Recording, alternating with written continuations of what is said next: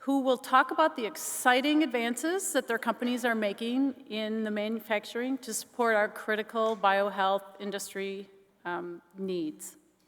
So first of all, before inviting our panelists out, I'd like to introduce you to Greg Kalin. He is he's representing the Kramer Brothers Construction Company, and he's also sponsoring this session.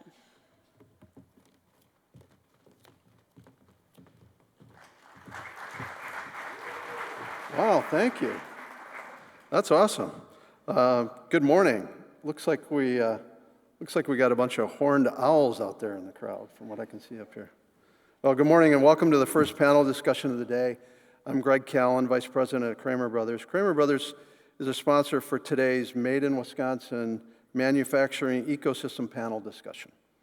As a leading construction organization in Wisconsin, especially for biotech and life science companies, Kramer Brothers is especially invested in the continued expansion and growth in the industry.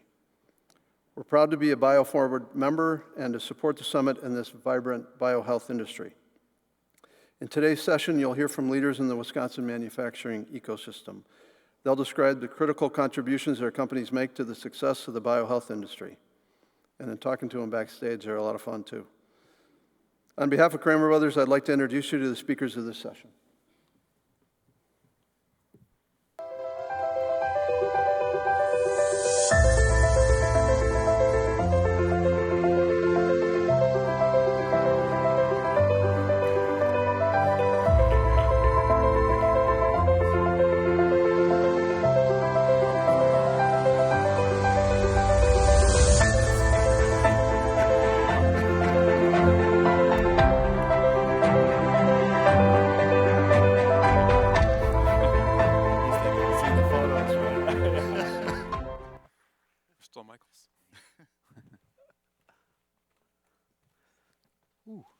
Hello, everybody.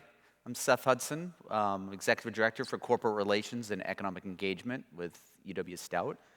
We're going to do a couple things. We're going to have each of the panelists come up and talk about their companies for a few minutes, and then we're going to sit down and have a conversation. I have some pre-made questions for them, and then we're going to open it up for comments from everybody else. And I do want to thank BioForward and Lisa for inviting us to speak here today. So, all right.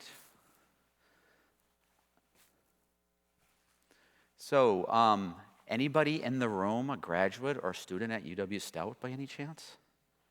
Anybody? A few folks? Okay, great. Oh, we got one up front too, yeah. So, we are Wisconsin's only polytechnic university, and we're more than your typical four-year comprehensive university like what I went to. We have a distinct mission in how we deliver education in Wisconsin.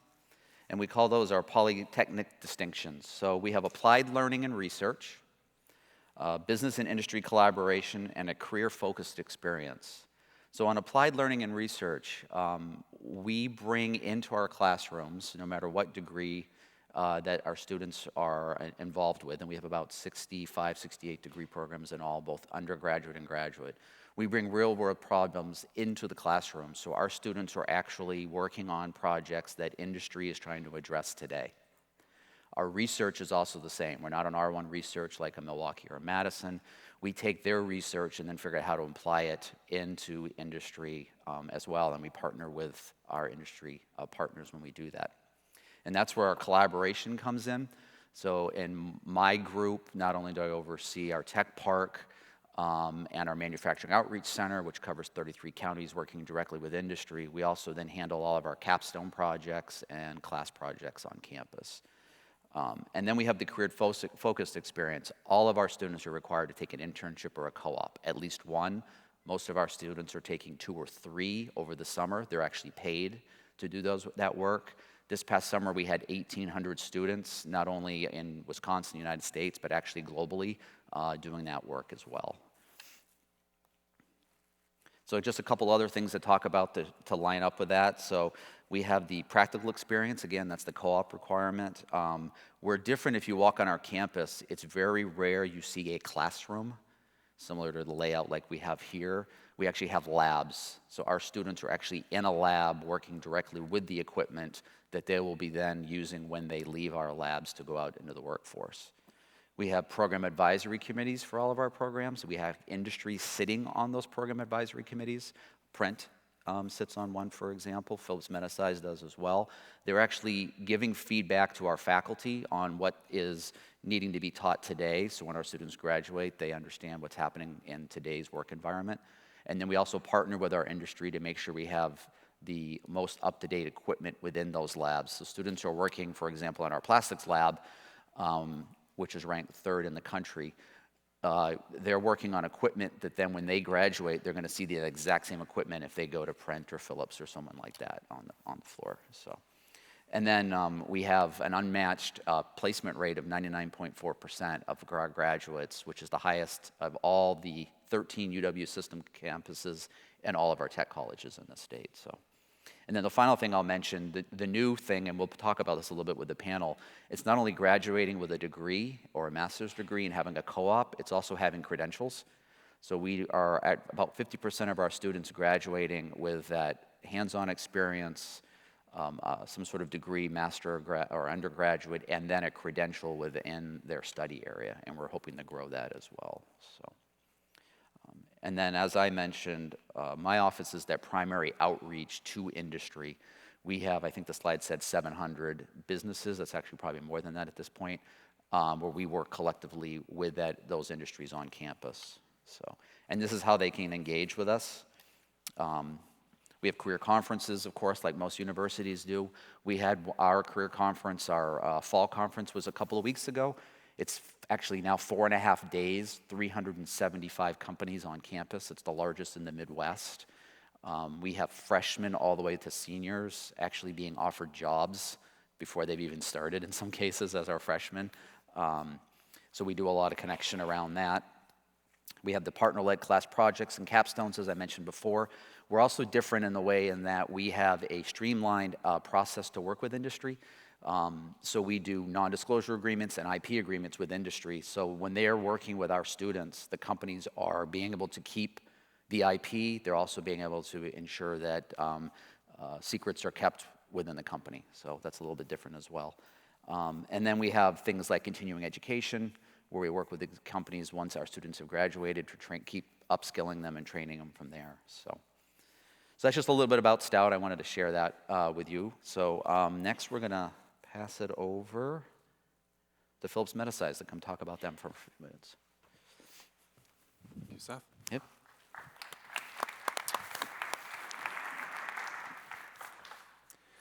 Good morning. My name is Mike Dover. I work for Phillips Medisize.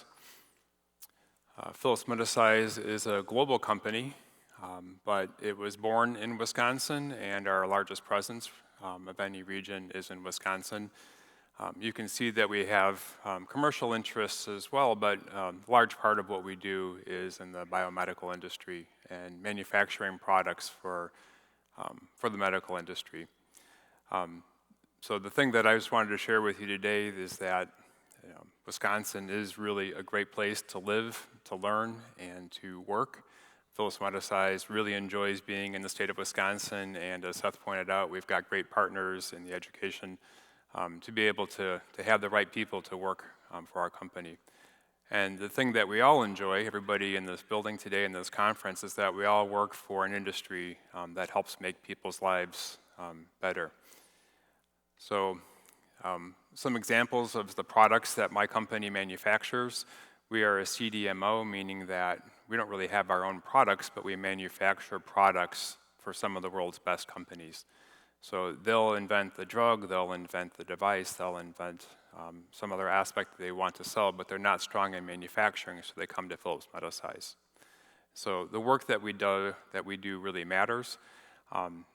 And the thing that I just was reminded of when Seth was talking about the Stout Education Program, I think Phillips Medisize is a great place to work. We have a lot of Stout graduates and other graduates from many other places in Wisconsin. But when we have, for example, a rotational engineering program, at the end of that 1.5 years after 3 rotations, it's amazing to hear the stories that our our new employees that were formerly students have to share. The difference they've made in these kind of products and bringing them to market, bringing them to customers in a great way. So they've grown a lot technically, they've applied all their skills, but most of all, they've really learned how to be just great contributors to society and to our company. They learn how to work well in teams and just to really set themselves off for a great long-term success. So to manufacture, to build these products requires a lot of manufacturing expertise. Phillips Medisize is proud to have a really strong background in injection molding, both plastic and metal, as well as automation, bringing all kinds of technology to the manufacturing environment. And to the people who are out in industry today, hopefully take this as an invitation to try to partner with Phillips Medisize if you already don't do that. We'd love to work with companies in Wisconsin that bring a lot of technologies and innovative solutions. In addition to the kind of mainstream molding and automation, there's a lot of niche manufacturing techniques, especially with all the new products that our customers want to bring to market today. So we're looking for innovation, we're looking for companies that we can partner with, and we're always looking for mutually beneficial relationships with our vendors so that it's not just about quality, delivery, and price, but really what other kinds of things and benefits can you bring to our company so in turn we can make better products for our mutual customers. So in addition to the manufacturing, we complement that with development. And so part of the thing is refining the product designs designed for manufacturability so we can make them good, robust products. So for example, we had a story last week where one of our customers, we make a current product, they had a next-gen product, they had a concept for it and they loved it, but they were ready to scrap it because they just couldn't figure out how to get the cost down. Well, our development group from Hudson, Wisconsin got together with a lot of manufacturing people and really came up to develop that concept into something that really was a manufacturable product. We're able to figure out how to make the product to meet the customer's price point they needed to hit to be successful in the market. And the product that was ready to be kind of scrapped before it started is now on path again to actually be developed and to be brought to the market. So it's that kind of experience with manufacturing and with development that's really exciting. I love the fact that we have people from all over the country and the world flying into Wisconsin to meet with the technology people of the state because we figure out how to get it done, how to actually manufacture the product and get it into the customer's hands. So it's a really exciting place to live and to work here. And so thank you for all of the things that everybody in the crowd is contributing towards. So just to kind of wrap it up, this is very much focused about Wisconsin, but I do want to point out again that my company is very globally focused. Our biggest concentration is in Wisconsin, but our part of our goal is to promote growth within Wisconsin, both on the education and on the industry side. And we're really looking forward to partnering with you to be able to make successes here in Wisconsin, but then also export those solutions and those really good ideas to elsewhere in our country and across the globe. So I think we have a great opportunity here to really leverage all the resources we have in the state and just continue to grow our success. So thank you very much.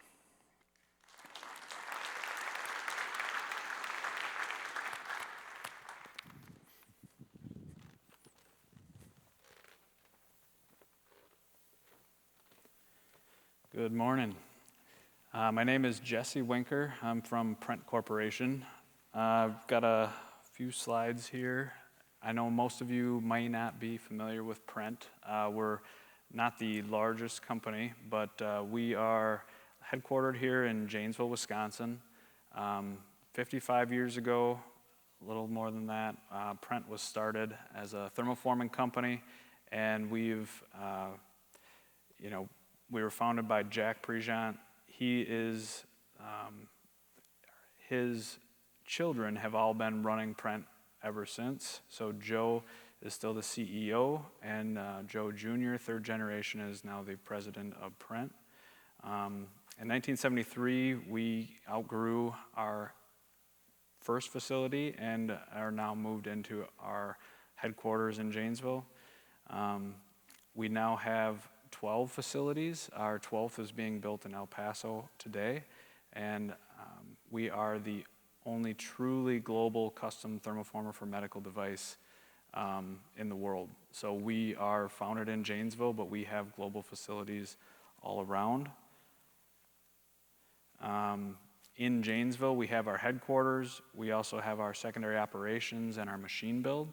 So in the early 90s, we were buying machinery and modifying it quite a bit to be able to meet our customers' needs. It got to the point where it just made more sense to start to build our own machinery from the ground up.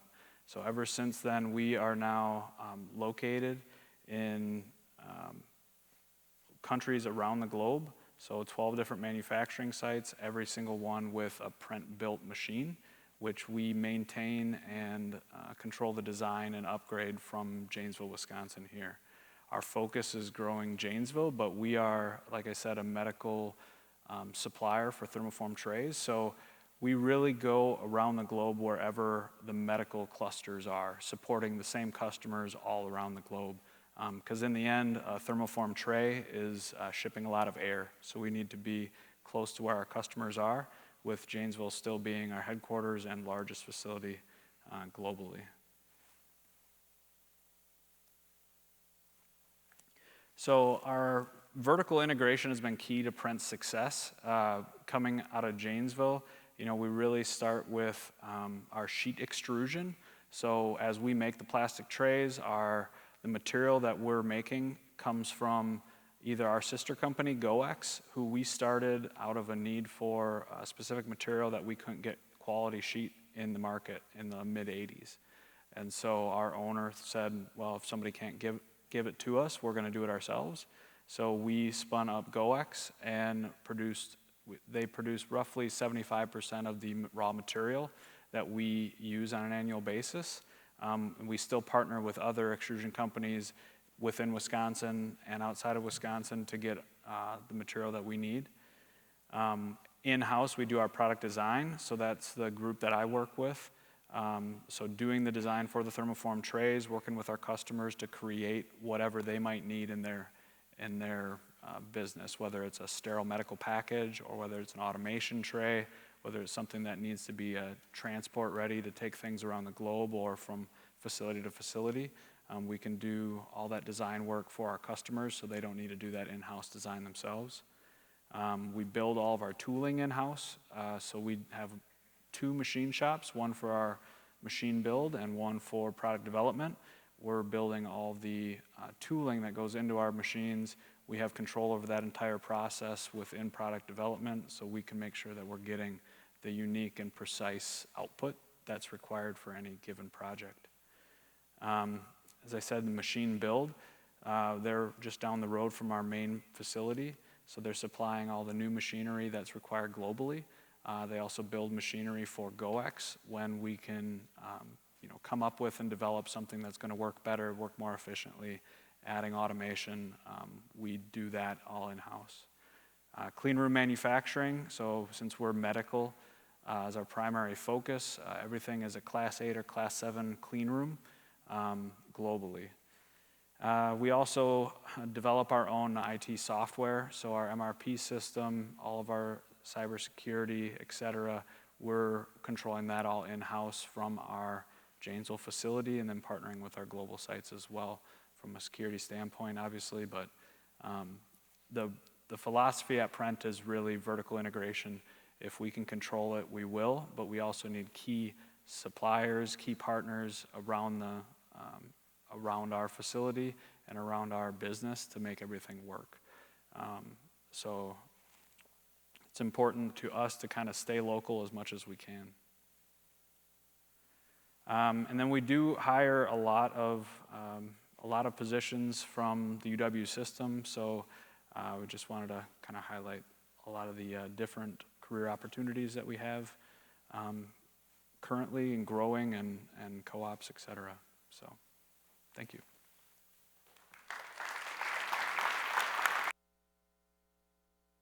Thank you. That's great.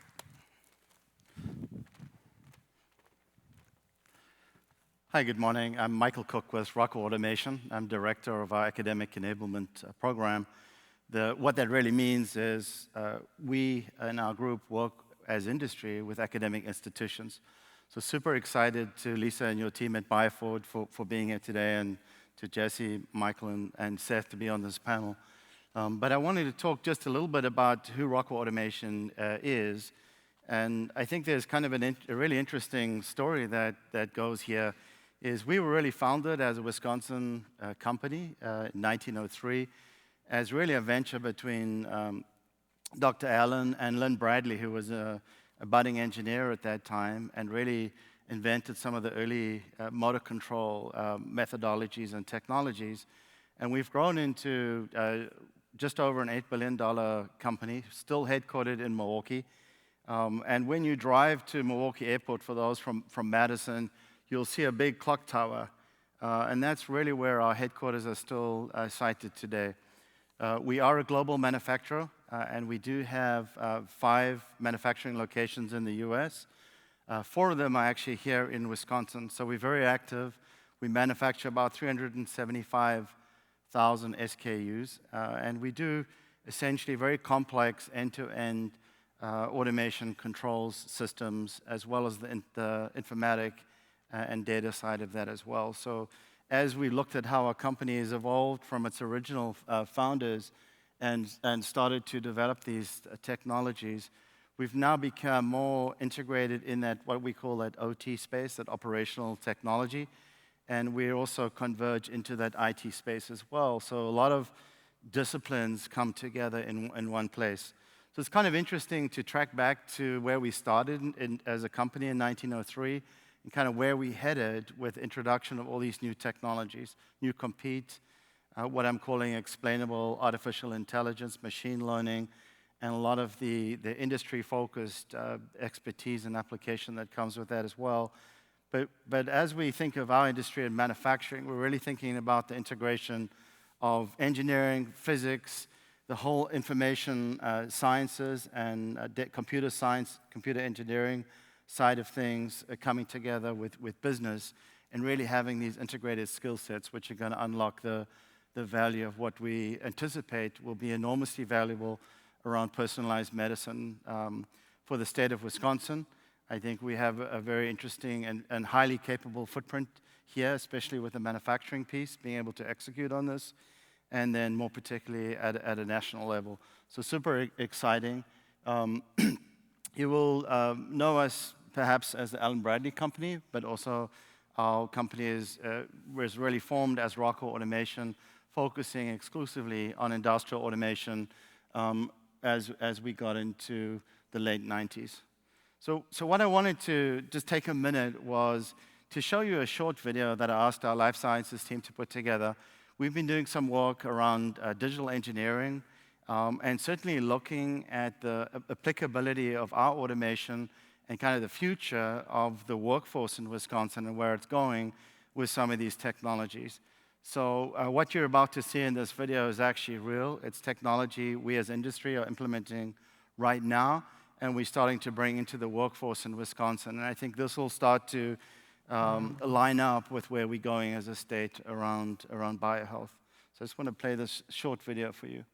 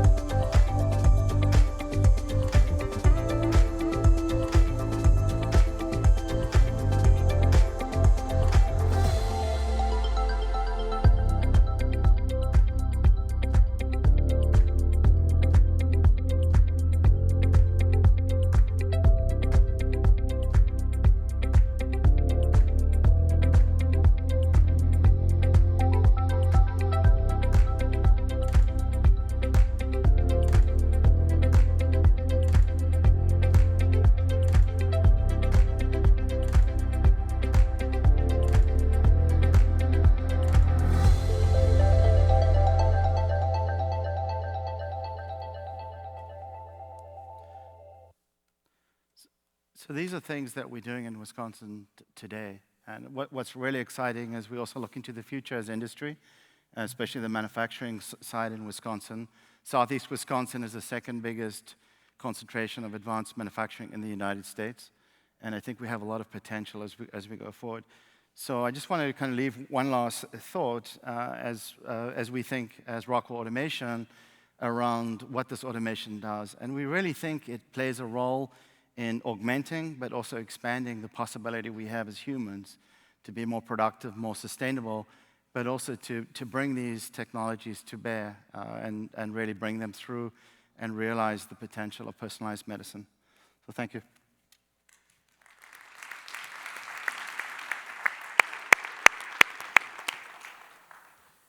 Great. Thanks, gentlemen. So I have a couple of pre-made questions for the group, and then we'd like to open it up for other questions from the audience too. So let's start with a simple one. With COVID and other events around the world, wars, et cetera, how are your companies approaching supply chain management and your company's supply chain, both within the state and internationally? And maybe think about things like how are you leveraging other companies within the state, things of that nature. Who wants to go first? Yeah, I mean, we look very heavily at who we're partnering with and trying to generate partnerships with our suppliers and our key suppliers. I think there's been a general trend ever since COVID and some supply chain issues to try to shore up your supply chain quite a bit, make sure that you're partnering with the right companies. And a lot with that, especially with us, is looking and making sure that, where can we partner locally as well? How can we leverage our local partners to help us? Because if you're local, then you can get things faster. If you can get things faster, you can cut down those lead times. And as lead times went out for reasons outside of our control, our customers were looking at us for the solution. So we had to kind of get creative and make sure we were true partnership with the right customers and not just a supplier vendor or a vendor, not just a transactional relationship.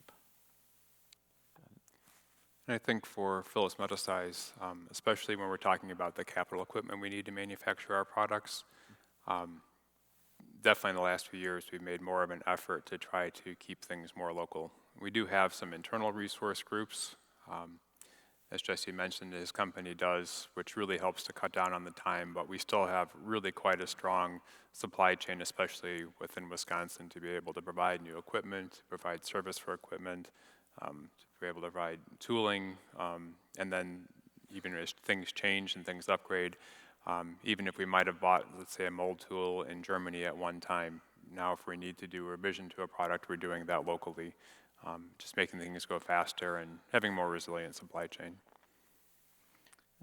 I think from a Rockwell perspective, I would agree with both Jesse and Mike, but I would add to that just having more transparency to data and being able to make more agile decisions. But I think the supply chain over COVID was a shock to pretty much everyone.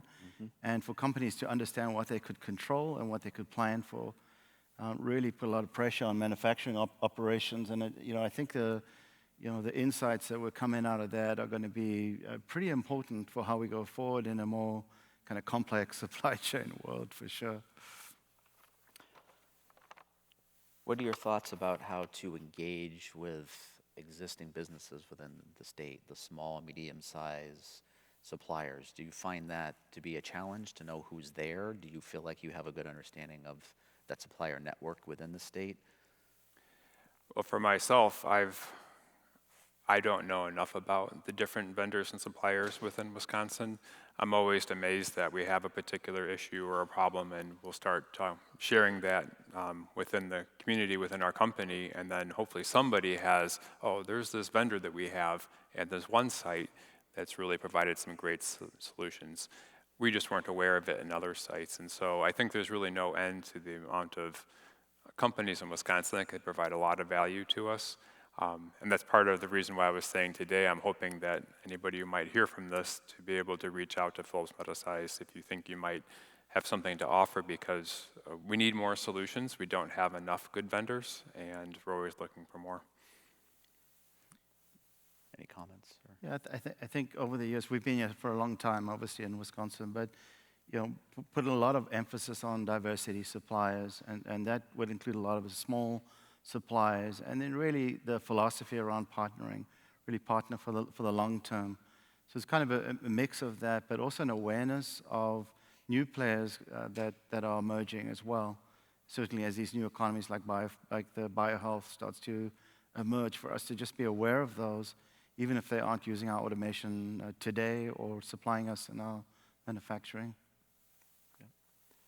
Yeah, and I agree with Mike and Michael as well. Like, it's always good to know more information about the state and about what's out there, especially locally. I think sometimes, we can kind of get our blinders on.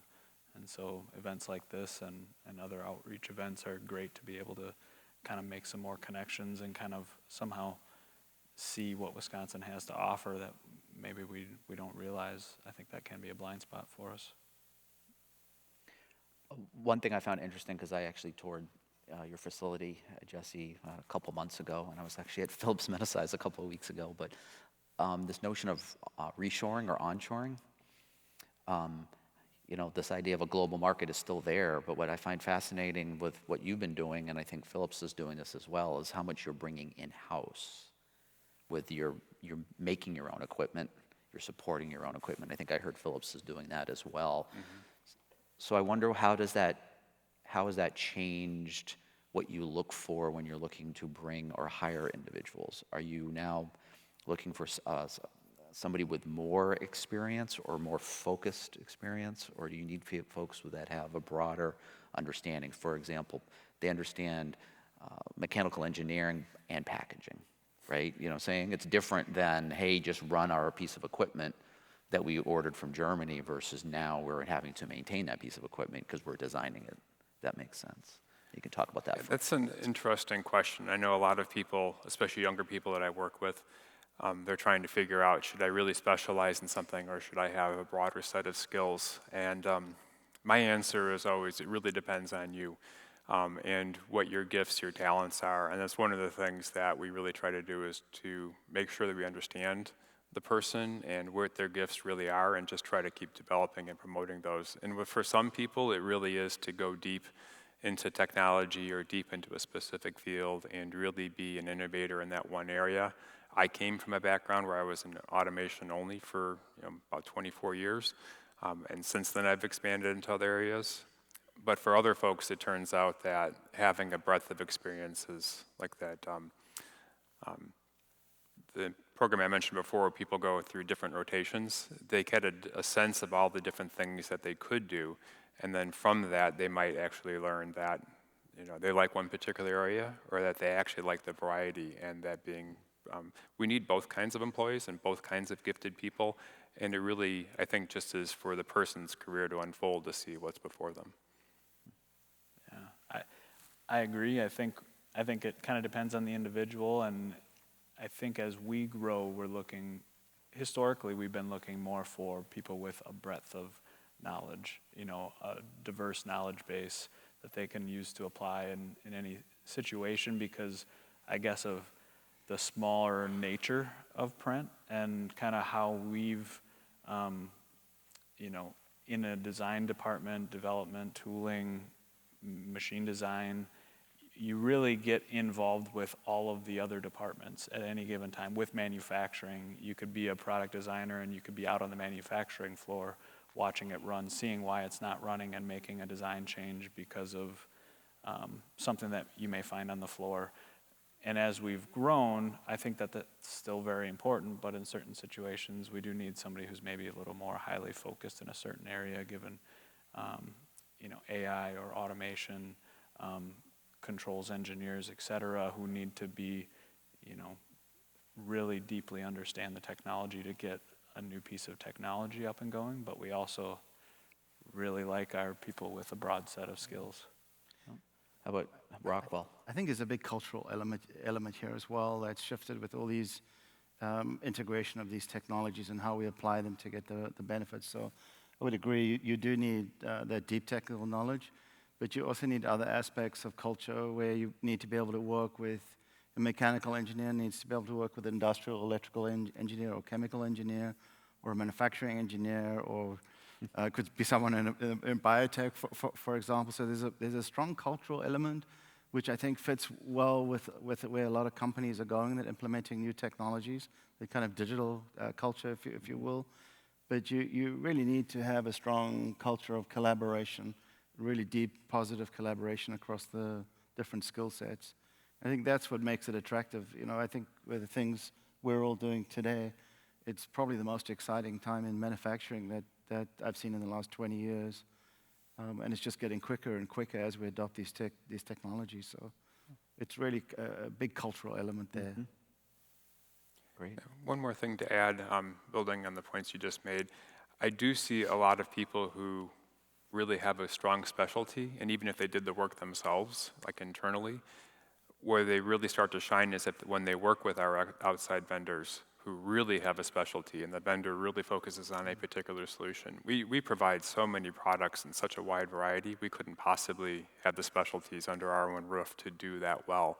So we require a really broad base of vendors who do these really specific things. And to your point about collaboration, the people who have the technical expertise, who can actually work with other people, not just in other departments, but other companies, and where somebody might have thought of them as being a competitor, they're actually more of a partner. So the ability of working together with other people from other fields, other companies, is really a key strength for anybody going forward.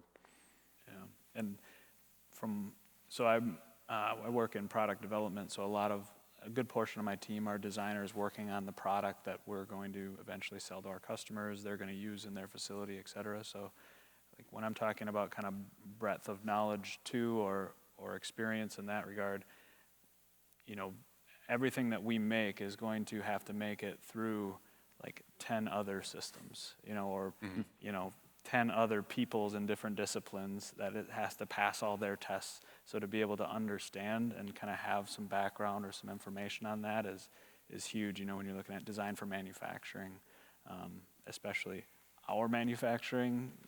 You are our customer, your manufacturing, then the end use, however this package may get used down the line. It could be used in several different manufacturing environments before it hits the floor. So to be able to think from the perspective of everybody else, it kind of takes a unique skill set that, so when we hire, we're looking for a lot of manufacturing engineers, could be industrial designers, could be packaging engineers, could be mechanical designers, mechanical engineers for a designer role at our company. Anybody with that background, you know, depending on the personality and the individual, could fit the mold. No pun intended. Yeah. So this conversation, I have not been to Rockwell yet. I keep bugging Michael that I need to get over to Rockwell. But I have been to CSI, the Connected Systems Institute at UW-Milwaukee. And if you don't you should try to take some time to go actually see that.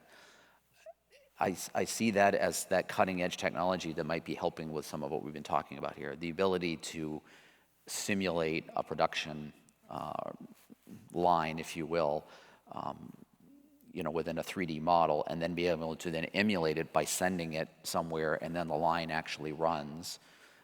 It's a lot of what we're talking about here, and not just to plug that, but I'm wondering, after this we'll open it up, but I'm wondering how that technology and the fact that you're now working with third parties, how do you look at in the areas of like cybersecurity or intellectual property protection? I don't know if you have any thoughts around that. I know Michael probably has a lot around that, but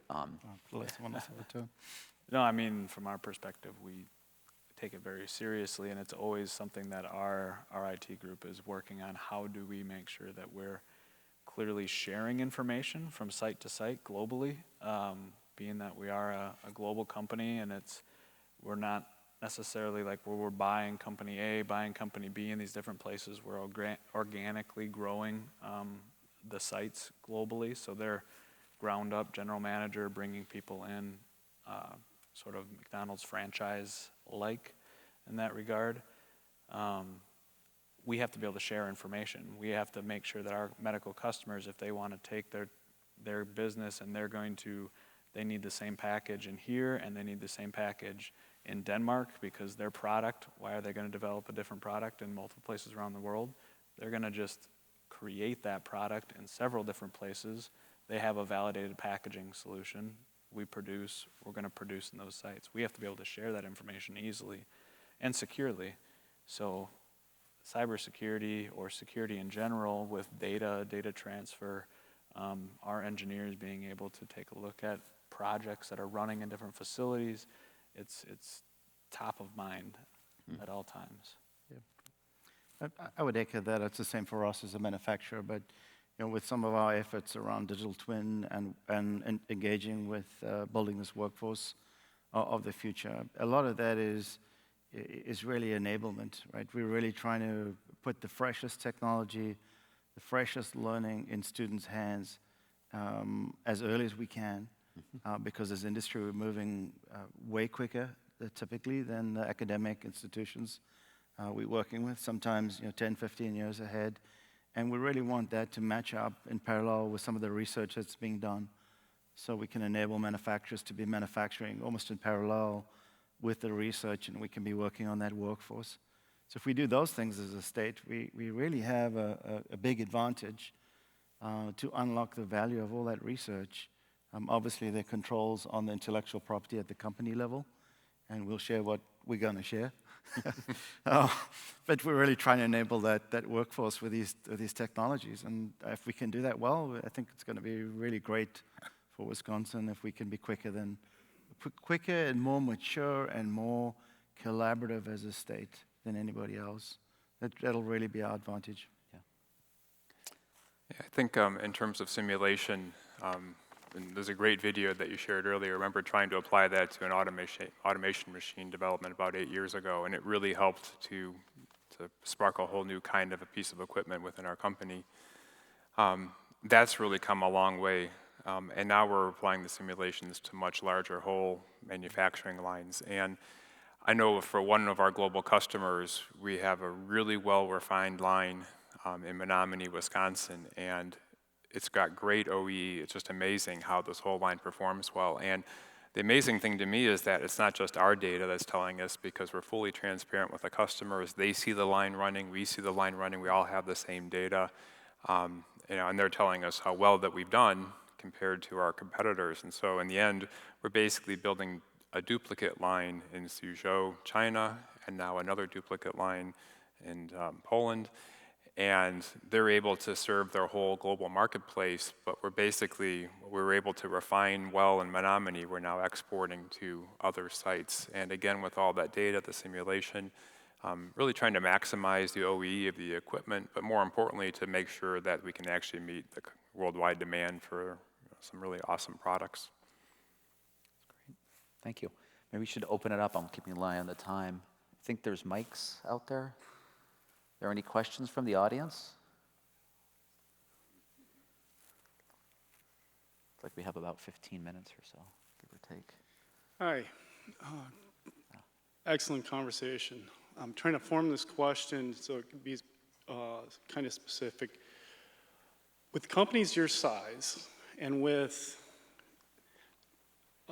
technology and manufacturing accelerating, how does your companies how are you able to be a lot more nimble and quick? I think you've touched on it a little bit, but I'm trying to wrap my head around, because with larger companies, it just seems to take a lot longer than smaller, innovative companies that come out, that are trying to do some of the things that you're doing, and how do you integrate all that, and what does your infrastructure look like? Does that make sense? I think so. Yeah. I know for Philips Medisize, what I hear you asking is, well, how do we actually react as quickly as we need to what our customers need in their products? And we could try to do that all internally, but honestly, we don't have enough people, we probably never will, and we don't necessarily know enough about the breadth of things considering all the different products. So the answer is that we actually rely on vendors. We have some key partner vendors who are also very innovative, and they keep bringing in new technologies, and they bring them to us to show us what they're working on next. We, in turn, try to inform them what we'd like them to work on. But it also comes back to what I mentioned before about there are always a need for new vendors for us that offer technology and solutions that we don't currently have. And so when we're made aware of those vendors and they approach us or we could somehow find them out, we're focusing on having teams of people that can really work well with those vendors and develop that kind of partnership and collaboration so we can really leverage these fantastic set of vendors that we have in Wisconsin and all the different technologies to meet our niche needs and to be able to come in and solve a problem and make a successful product. May I chime in? Sure. Only because I was at Philips headquarters last week, I was really fascinated with, you have a cluster area where you have kind of your different expertise all working in a collective with couches kind of in the middle. Mm-hmm. And when we were walking through with the chancellor, there was a couple of conference rooms, and you had vendors. One was from England. I had a chance to say hi to them, all working on a new product. And I found that really fascinating. Where with technology today, you've got a vendor, obviously in England. You're talking to them through Teams or whatever it was, but then you have these almost like a tiger team kind of working together on Yes. the new product. So I just got to witness that kind of firsthand, and I was pretty impressed at. And then I don't remember the turnaround, but the person who toured us through, who was a Stout graduate, by the way, mentioned that it was a fairly new product, a new client, and you had turned it around in a matter of couple of weeks with a prototype. So I was very impressed with that. I'm sure the other guys can do the same stuff. But. Yeah. So I'm going to give you a detail-free non-answer. A lot has to do, I believe, with the culture of the company. So when Allen Bradley was founded, it really had that innovative spirit. It still keeps that alive, even though we're 27,000 employees today. So I've done a lot of different things the last 20 years that I've been there. Worked in a lot of different spaces and places. But we do work with a lot of partners, and we do typically work with some very high-quality partners. We have a historical philosophy of partnering, and so we're able to work with some of the best in the industry, and we're able to do some innovative things with them as part of our supply chain and alliances. And then a lot has to do with understanding kind of the mega trends and where things are going and being very deeply analytical on that, and then having a culture that can respond to those things in advance. So what the video I showed you, and we've been thinking about that and acting on that like 10 years ago. And it's so exciting to see this technology now accessible. But we know that'll change the methodology in engineering, for example. So a lot has to do with that, comparing yourself to some of the best in the business, and then making choices based on your culture as a company. But we're a big company, but we feel like a small company. I feel like I know thousands and thousands of people across the world doing different things, working at Rockwell. And so it's a cultural thing, I think. Yeah, keeping the mindset of a smaller company has really helped us remain nimble too. I mean, we keep growing and adding on facilities and et cetera, and we're clearly not as large as your companies, but we, keeping that small mindset of a nimble company so that your gut reaction is to react and to see how are we going to get the job done. And then also, I got to give credit to a lot of organizational push to, as we grow and as we make changes, speed is always in that conversation. If we're going to make an organizational change to do something a different way or to bring on a new technology or develop a new technology, the speed and how will we do in a situation that we have to react quickly and move fast for our customer. If the answer to whatever we're trying to work on next means, well, it might be a little slower, but it's going to be a little better. Okay, well, how are we going to get rid of the little slower part? We need to be able to continue to work just as quickly as we can now, better. So it's always something that we're thinking about. So it's a mindset, I think. Thank you. We have about 5 or 6 minutes, so yes. All right. Well, I was curious about how you anticipate or try to anticipate trends that will impact your industries. And to the extent you can talk about it, how far off into the future do you try to use your crystal ball? Everybody has one. Whatever's public is the answer to that. But I think you look out as far as you can. And I'll take a public example. We started looking very closely at some rare earth element challenges that we were going to have as a country, maybe 10 years ago. And we started acting on some of those 6 years ago. And now we're able to commercialize some of that technology. This is specific to University of West Virginia. So that's about a 5 to a 10-year timeline. But it varies by industry because you can only see so far out. And I think the pace of change has accelerated as we think of innovation cycles. And working with workforce, as I look at universities and I call out some numbers, there's some that just don't have the most current technologies and methodologies. And so the pace has shifted. So a 5-year perspective for some companies could be particularly far. If you're a small company, that's a 20-person manufacturing company, and 74% of manufacturers in that small, medium category, 20 people or less. Who knows what their outlook is going to be? But it's generally as far as you can get it, and as far as you can predict it, with what you think the impact of these integration of these new technologies and innovations is going to be. And I guess if I take that one step further, when do we get to true personalized medicine? When do we get there? Are we on the cusp of it now, or is it 5 or 10 years out? It just feels like we're in a good place as a state with all the things that are going on. So it's tough to answer that question. I can't give you a public answer. Mike or Jesse, do you want to chime in on that? Yeah, I think a lot of where we see things going comes from our customers. They're the ones who are really, they have a vision for the product or a particular drug, and they have to figure out how to actually deliver it to somebody, or a particular technique for a diagnostic piece of equipment that does really personalize things. And so our partner customers are the ones who are informing us and trying to say, this is the path we'd like to go down, can you go down with us? And so that gives us a head start in trying to then to focus on the technologies that we need to acquire and to find people to partner with, companies to partner with, to be able to be successful in that. I would say, 5 years out seems like a very long time, but some of these products take a very long time to actually get to market successfully.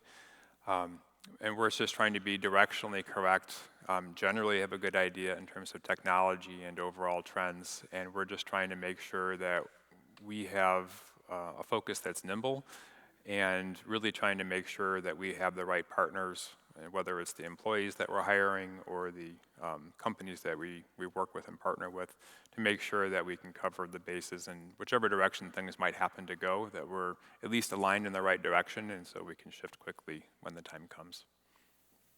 Yeah, I have to agree with Mike. I think it's, our customers are driving a lot of our outlook and our forecasting for the years to come, and making sure we're partnered with the right customers.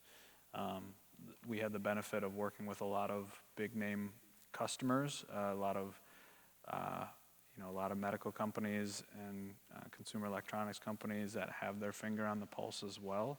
And so as those projects come through, as we're working on, what's up and coming, what do we need to be focused on, we can kind of see that coming. We generally work a lot quicker than our customers do, and so we can kind of be getting that information. That really helps to get that information coming in before it's, something that we need to act on.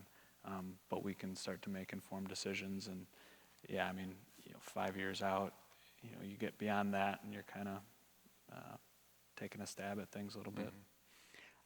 I was going to chime in really too. quick. I mean, that's the point. It's technology, and the impact is moving really quickly. So Right. there's, it's combining the data and, kind of your best imagination around the art of the possible, and then trying to really make that as, realistic as possible in your business practice with your customers. Because you could be wrong, and you have to be nimble. So I was going to make a comment. So obviously UW is stout, right? I'm a private sector individual who's now working at a university, and we can be slow. But we have customers too, and those are our students, right? And I would say we have secondary customers, and that's industry, right? Because we're providing students for industry. So one of the reasons why we created our advisory councils, having industry on it, is to get that feedback. So hopefully we're learning and hearing where you see things going, and then we are then altering and changing how we're teaching, what we're teaching, the equipment we're teaching on, to create that feedback loop. But we're definitely at the end of that cycle, so it's a pretty interesting process to see how that flexibility is. But So it looks- considering the success of the people I mentioned, especially the people who just graduated a few years ago from UW Stout, there's just so many of them that are just thriving in our company and just doing really well. So obviously there's really good synergy there. And so as you mentioned, that whole loop is working. And you're working personally to try to make that even stronger in the future. And so I'm really encouraged, especially when it comes to the workforce of the future. Yeah, it's all happening in Wisconsin. I is. can tell you that. It's taken some time to get here and really have that collaborative mindset. But in the 20 years I've been here, it's never been more exciting. I really feel like we're on the cusp of something big and realistic here. And it's just amazing. It's about time. I agree. Yeah. Well, I think we're at time, so thank you.